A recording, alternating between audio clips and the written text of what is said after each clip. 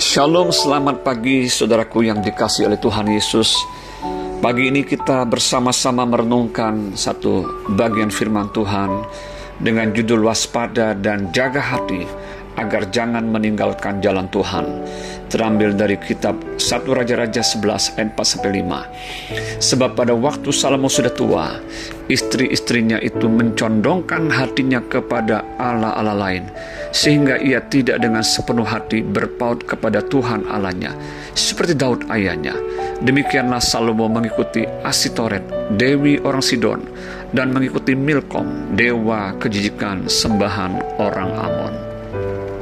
Saudara, sebagai orang percaya, kita harus mempertahankan hidup yang benar dan berkenan kepada Allah sampai langkah terakhir. Kita harus berusaha untuk menyelesaikan segala sesuatunya dengan baik, finishing well. Seperti Rasul Paulus berkata di dalam 2 Timotius 4:7, "Aku telah mengakhiri pertandingan yang baik, aku telah mencapai garis akhir, dan aku telah memelihara iman."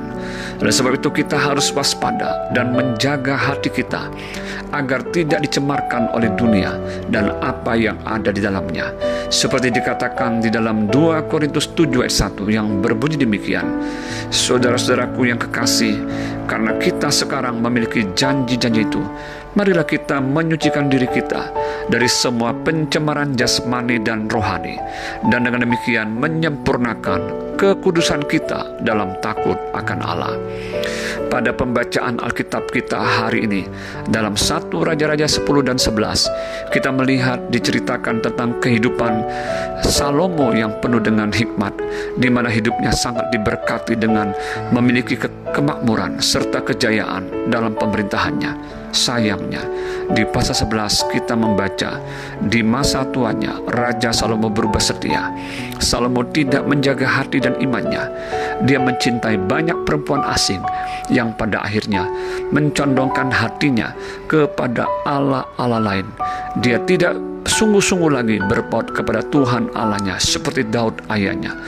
Hal itu tentu membuat Tuhan murka. 1 Raja-Raja 11 ayat 9, di mana Tuhan akan mengoyakkan kerajaannya terbagi menjadi dua, dan Tuhan mengizinkan lawan-lawannya bangkit menyerang dia.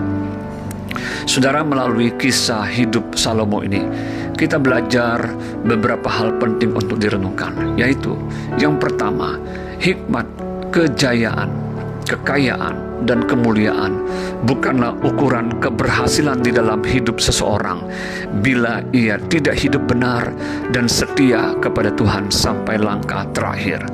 Terkadang justru ketika orang ada di zona nyaman dan kemapanan karena kekayaan dan kejayaannya, membuat mereka lupa dan berubah setia, sehingga meninggalkan prinsip hidup yang benar sesuai dengan firman Tuhan. Hati-hati hidup dalam zona nyaman dan kemapanan. Yang kedua, kompromi dan pergaulan yang buruk dengan orang yang tidak percaya akan membuat hati kita mudah dicondongkan kepada roh ilah zaman ini.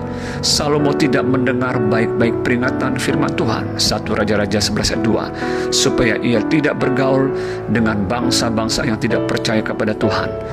Ia tetap mengeraskan hati dan mengikuti keinginan dan hawa nafsunya dengan menikahi perempuan-perempuan asing yang tidak mengenal Allah. Itulah proses yang membawa kejatuhannya. Ketiga, tidak berpegang pada yang diperintahkan Tuhan membuat kita semakin jauh dari kehendak Tuhan. 2 kali Tuhan menampakkan dirinya kepada Salomo dan menegurnya. Namun sayang sekali, Raja Salomo tetap tidak mau berpegang pada apa yang diperintahkan oleh Tuhan. 1 Raja-Raja 11 ayat 9-10. Hatinya terpikat dan berpaut kepada istri-istrinya yang mencondongkan hatinya kepada Allah-Allah lain. Saudara, mari kita belajar untuk waspada dan menjaga hati serta hidup benar sesuai dengan firman Tuhan. Jangan terlena oleh zona nyaman dan kemapanan. Jangan kompromi dan bergaul dengan dunia ini dan menjadi serupa dengan dunia ini. Tetapi berubahlah oleh pembaruan pikiran kita di dalam Kristus. Dengarkan dan taat pada peringatan Tuhan. Jangan keraskan hati. Tetaplah berpegang pada yang diperintahkan Tuhan. Tuhan Yesus memberkati. Shalom.